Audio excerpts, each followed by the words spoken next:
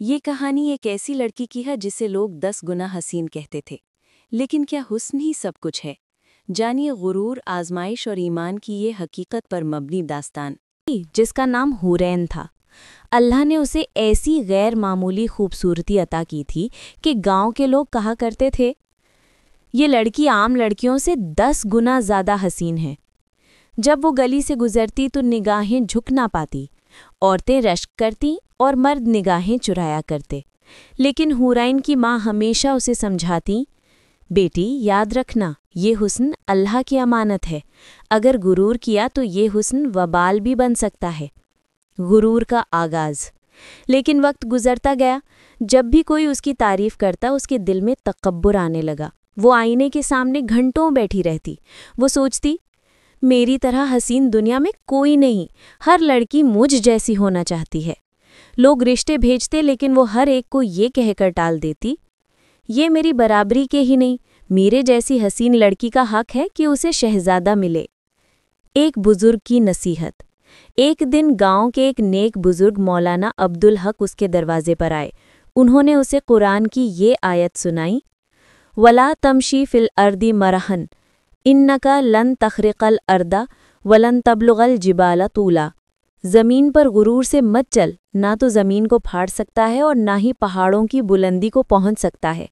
پھر مولانا نے کہا، بیٹی، حسن بھی امتحان ہے۔ اللہ جس کو دیتا ہے وہ یہ دیکھتا ہے کہ وہ اپنی خوبصورتی کو حیا اور تقوی میں استعمال کرتی ہے یا غرور اور گناہ میں۔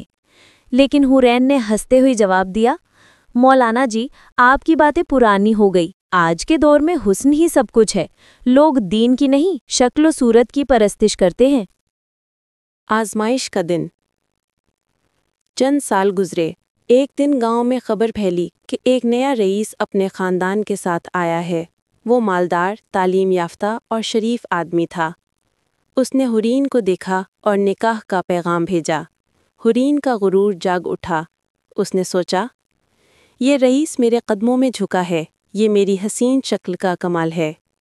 شادی کی تیاریاں ہوئیں، لیکن نکاح کی رات اچانک رئیس کی ماں نے کہا، بیٹا، یہ لڑکی بے شک حسین ہے، مگر اس کے اندر عاجزی نہیں۔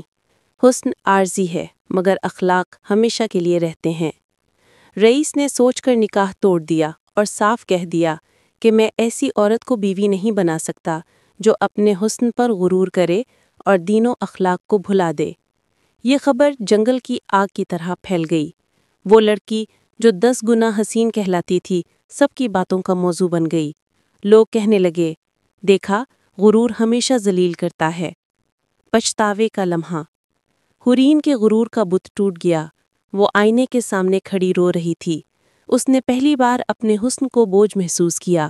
اس نے سوچا، کاش میں نے حسن کو عبادت اور حیا میں استعمال کیا ہوتا، کاش میں نے دین کو مقدم رکھا ہوتا۔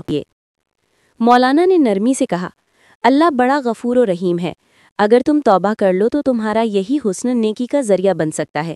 پردے میں رہو، قرآن پڑھو اور اپنی خوبصورتی کو شوہر اور اپنے رب کی رضا کے لیے محفوظ رکھو۔ نیا سفر۔ اس دن کے بعد حورین بدل گئی۔ وہ باپردہ رہنے لگی، عبادت میں دل لگانے لگی۔ وہ یتیم بچیوں کو تعلیم دینے لگی اور ان کو سمجھاتی، بیٹیوں، حسن پر کبھی غرور نہ کرنا، اصل حسن تو ایمان، اخلاق اور حیا ہے۔ جو دل کا خوبصورت ہے وہی اللہ کے نزدیک سب سے حسین ہے۔ کچھ سال بعد ایک نیک عالم نے اسے نکاح کا پیغام بھیجا۔ اس بار حورین نے غرور نہیں کیا بلکہ اللہ کا شکر ادا کیا۔ اس نے کہا، یا اللہ، یہ تیرا کرم ہے کہ مجھے دوسرا موقع ملا۔